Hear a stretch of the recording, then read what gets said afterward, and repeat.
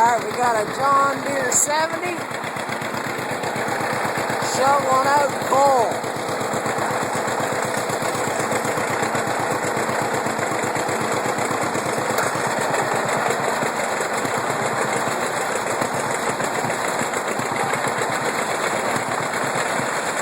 Loading corn to a modified manure spreader on the back of a 44 gas. Massey Harris. Just a puffin away. Got a John Deere B on a Groove silage wagon. We're doing things a little bit different this year. We're getting spreaders, modifying them. Trying to do away with the wagons. Oops, she's puffing again. Look at her shovel that smoke out the bottom. Just a barking.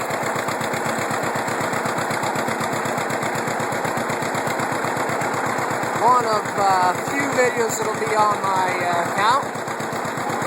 Enjoy.